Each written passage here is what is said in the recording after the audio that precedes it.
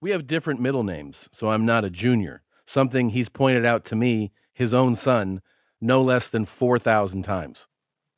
Almost everyone who has spent any significant time with my father has a similar story about him.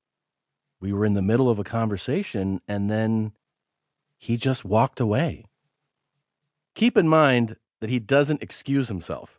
There's no, I'll be right back. My dad will just walk away from what you would perceive as a hang, or he'll hang up the phone during a conversation by injecting a simple, okay, I gotta go. The phone part he usually does once he's done talking, and now you are the one sharing something with him, like a thought, a concern, or a story. I wish there was an easy explanation for this, like a developmental or behavioral issue. It isn't either of those things. He knows that we all share virtually the same experience with him. I get bored, and I don't want to waste any time once I feel that way. Oh, so we're boring you. Wonderful. One spring break during college, I brought my roommates down to Florida where my parents live to stay for a few days. One evening, Casey, my 4.0 GPA, super polite, thoughtful roommate, came over to me wide-eyed. Hey, man, I don't know what I did, but I think I offended your dad. What'd you say? Well, that's just it. I don't know. I was talking to him and he just walked away. He's in another room now. I reassured Casey that what he had experienced was normal for my dad. When I went to chastise my father, who was by then watching television, he barely registered it.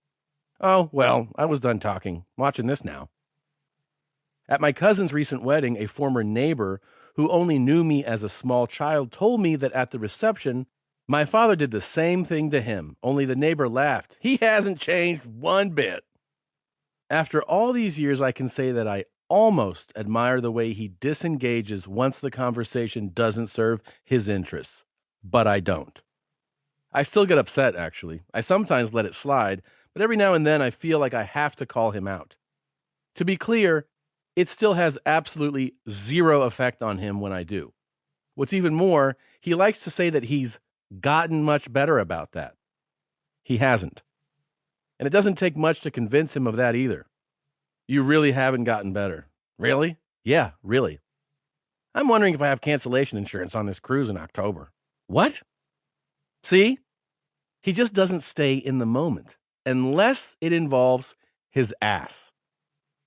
When my dad isn't walking away from you because he's bored or hanging up the phone because he's not interested in what you have to say, then he is probably going on about something in his digestive tract.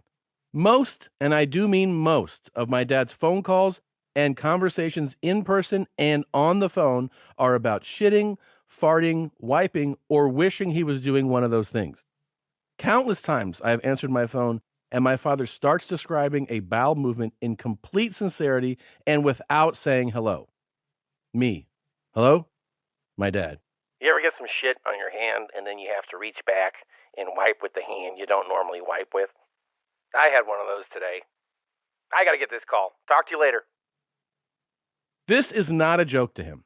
To him, bowel movements are not simply a joy, they are criminally underappreciated by the masses, and he has taken it upon himself to spread the good word. He has named himself the head publicist of this cause, and he wants you to listen. If you're not a believer now, please just spend a few minutes listening to my father's convincing pleas. It's something we all do, but no one wants to talk about it, is a favorite expression of his. He is making up for literally everyone who doesn't want to talk about the 7 different fart smells he recognizes from himself. Each smell, he says, tells him what will happen next, and it's knowing that gives him comfort and security.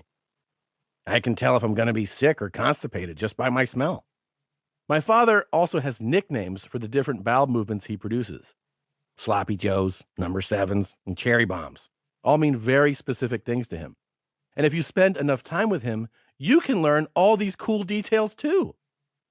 Cherry bombs get splatter on the cheeks. Sloppy Joes just kind of fall out of you.